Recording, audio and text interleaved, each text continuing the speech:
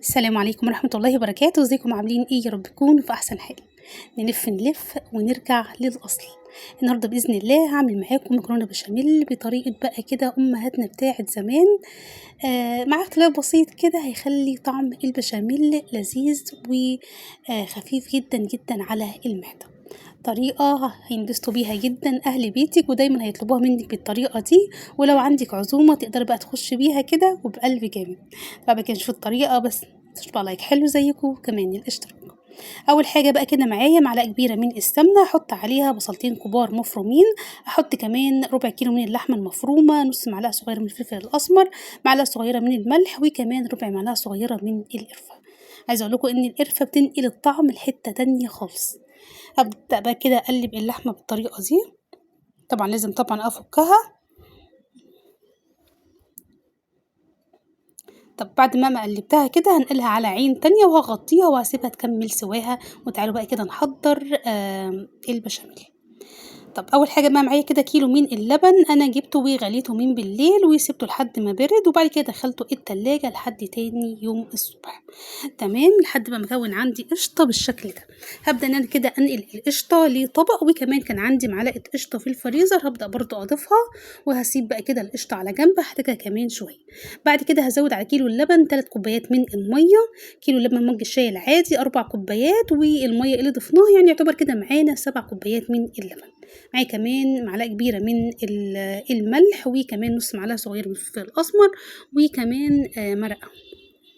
قلبتهم طبعا كويس جدا مع بعض وسبتهم على جنب. بعد كده هحضر بقى كده القشطة. هبدأ ان انا كده اعايرها بالمعلقة، طلعوا 3 معالق ونص من القشطة. هبدأ كمان اضيف 3 معالق ونص من السمنة، وكمان 7 معالق من الدقيق. يعني لو عايزه بقى كده تظبطي كميه البشاميل، سواء بقى تعملي كميه اكبر من دي او اصغر من دي، فكل كوبايه لبن ليها معلقه من السمنه وكمان معلقه من الدقيق.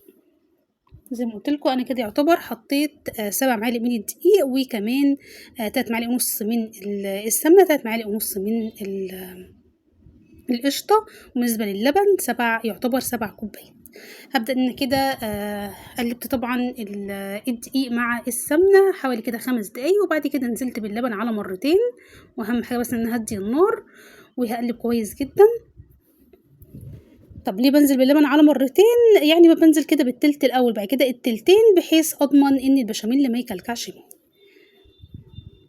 زي ما انتم شايفين اهو بقى كده البشاميل بسيبه كده يغلي كده 3 4 غلوات على النار، بحيث اضمن ان دي يكون استوى كويس جدا ويكون طعمه مش باين فيه البشاميل.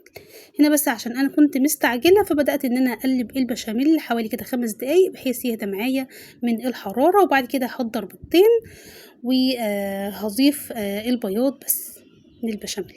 بالنسبه للصفار هسيبه في طبق على جنب، هحتاجه برده كمان شويه. ابدأ بس اقلب كده البياض مع البشاميل. طب بعد كده معايا المكرونة، انا سلقتها نص سلقة. بالنسبة للمكرونة كميتها يعني تقدروا لو هتجيبيها اكياس تقدر تجيبي كده كيسين من المكرونة، الكيس الواحد 400 جرام. ولو هتجيبيها سايبة جيبيها اللي هي كيلو الا ربع من المكرونة. تمام هبدأ بقى اضيف كده حوالي كده كبشتين كبار من البشاميل، وهقلب كده المكرونة. وبعد كده احضر الصينية مقاس 30. احط بقى كده كبشة ونص من البشاميل وهدهنها بالشكل ده. انا بحب دايما ادهن الجوانب كمان، بحيث اضمن بس ان المكرونه ما تكونش لازقه من اي جانب. ابدا بقى كده اضيف اول كميه من المكرونه.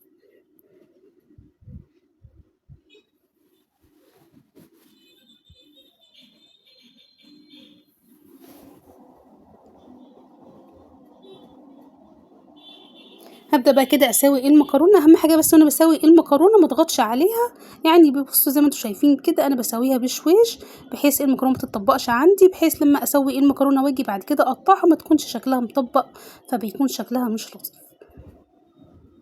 تمام زي ما انتم شايفين اهو بقى.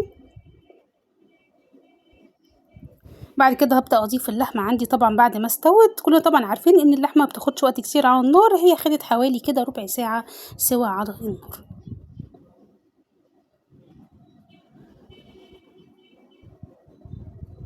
طب بعد طبعا ما سويتها هبدأ أضيف طبعا كمية تانية من المكرونة، وبعد كده هضيف اخر طبقة من البشاميل.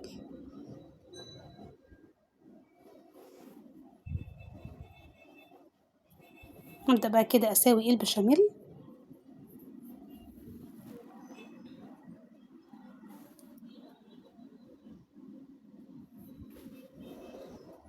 طب بعد كده الصفار بقى اللي أنا شيلته على جنب هاحط عليه رشة بسيطة جدًا من الفلفل الأسمر، كمان نُص معلقة صغيرة من السمنة، وكده هاضيفه على وش البشاميل بالشكل ده.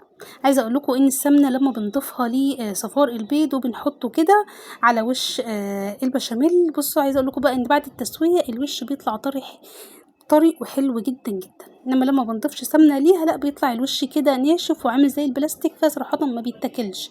فلأ إن إحنا نضيف نُص معلقة السمنة لأ دي بتخلّي الوش طري وبيتاكل وبيبقى حلو جدًا، جدًا. طيب أنا حطيت المكرونة في فرن يكون حامي مسبقًا على الشبكة في النُص، طلعت بعد ساعة إلا ربع. زي ما أنتم شايفين أهو بقى المكرونة حلوة جدًا، جدًا. وطعمها لذيذ ومميز، زي ما قُلت لكم كمان خفيفة جدًا على المعدة. آآ تقدري بقى كده إن أنتِ تخشي بيها وفي أي عزومة وبألف جامد، وكمان هتشرفِك جدًا قدّام أهل بيتِك. أتمنى الطريقة تكون عجبتكم، ولو عجبكم الوصفة حلو زيكم كمان قشطة.